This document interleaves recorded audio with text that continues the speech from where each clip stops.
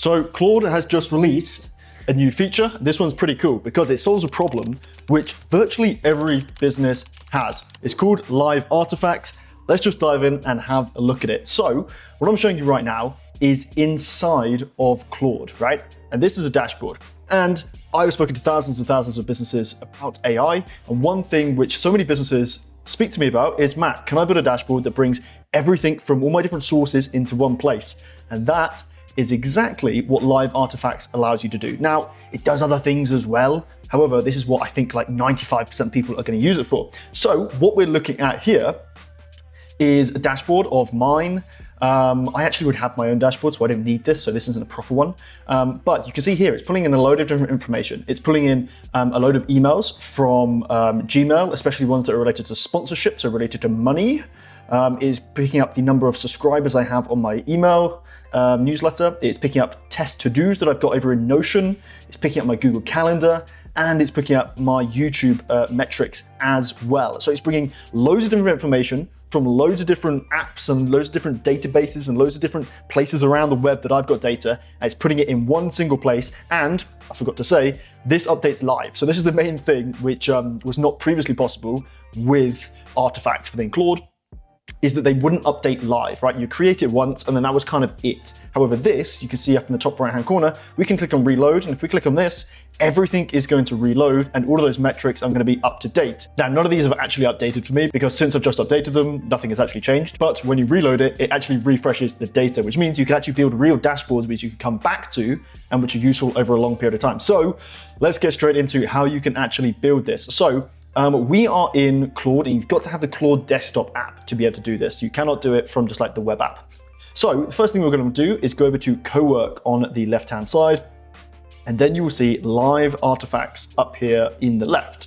Cool, we want to click on this, and this is essentially where we will create it from. Now, what I found that it does is it tries to create one for you. I don't think Claude is particularly good at this. I think it's best creating your own.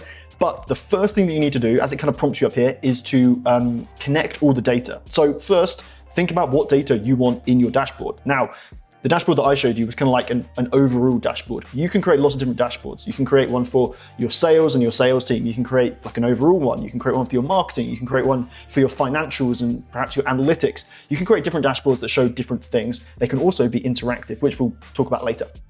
But first of all, you need to identify what data you want to actually have in there. And then what we need to do is connect those using the connectors. So you can either get to the connectors page by going live artifacts, then browse connectors, or by going customize over here and going on connectors. You can see I've only got a few installed on this machine within a Claude desktop, but you can connect anything you like. If you go over here and you go browse connectors, you can see there is a massive, massive range of connectors, and these connectors work really well. You just click whenever you want, and it like takes you over to that website and signs you in and connects it all up very nicely.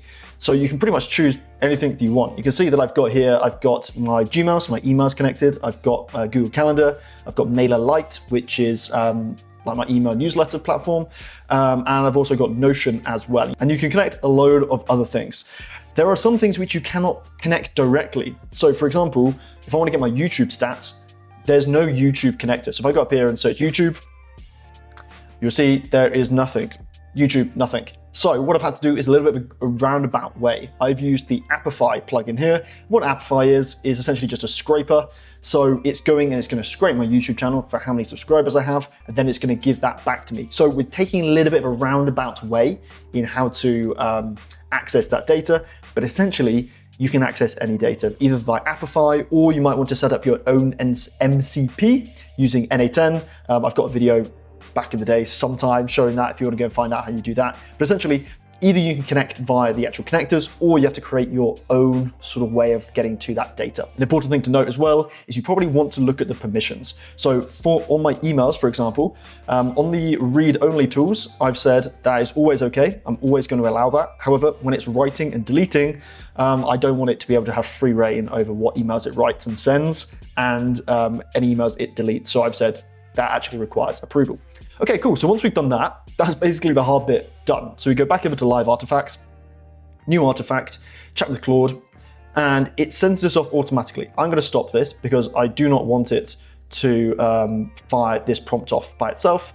I want to give my own prompt and tell it what I want. So I'm going to use, I think it's Super Whisper is the one that I'm using in order to turn my voice into a prompt. And I'm just going to simply tell it what I want. So I'm going to say, please can you create for me a live artifact dashboard for my business? Within there, it should have my MailerLite subscribers, so how many active email subscribers I have. It should have my emails from Gmail, and I want you to find the ones that pertain to sponsorships and put those ones first.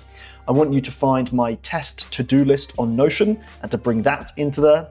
I also want you to use Apify to find the YouTube channel of, and I want you to find me the number of subscribers that YouTube channel has. And I can't actually remember what the last one was, but that's fine. We'll do that later. So I didn't say the YouTube channel because I've got to put it in exactly. So let me find it here. And then I'm going to put in the YouTube channel. And let me spell Apify correctly. And then we're going to send this off. And there we go. You can see that this kind of jumped up there and this one looked like it was still running. There are a few little bugs within Claude at the moment, I think because they're just rushing things out so quickly. So you might see one or two things which are a little bit jumpy. But yeah, there we go. And I've just remembered what else we had in there, which was the calendar. So I'm going to say in here, also, please can you add a section where it looks at my calendar and it tells me my upcoming event too. Cool, and I'm gonna send that off and it's gonna process all of that. It doesn't matter that I've interrupted it.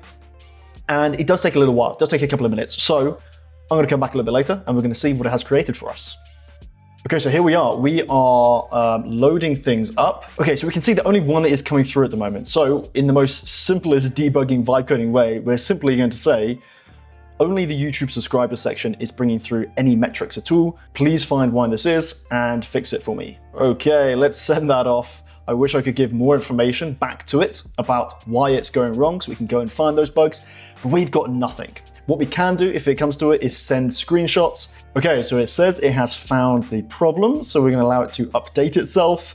My experience is at the moment, it's a little bit buggy with actually if it has found the issues, but we will choose to believe it and we'll see what we get. Okay, so let's run a reload and we don't look like we're seeing anything in response. So what I'm gonna do is I'm gonna send it a screenshot of itself and say it's still not working. So plug it in here, I'm gonna say, it's still not working. Please find the underlying issue and solve it. Is there anything I can give you in order for you to better understand what's going on?